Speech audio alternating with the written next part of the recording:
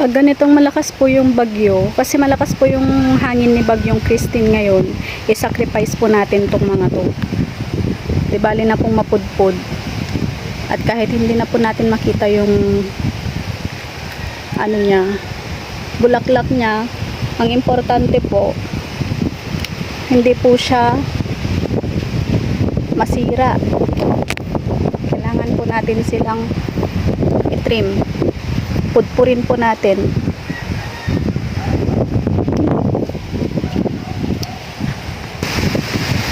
Ito na, napudpud ko na po siya. Kailangan po talagang ganyan kapag ganitong malakas po yung hangin ng bagyo. Parang ito po, kailangan din po niyang pudpurin din. Lumalakas na po yung hangin.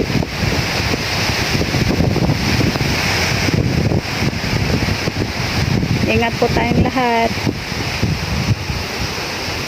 Tapos nakalagay na po sila dyan sa silong.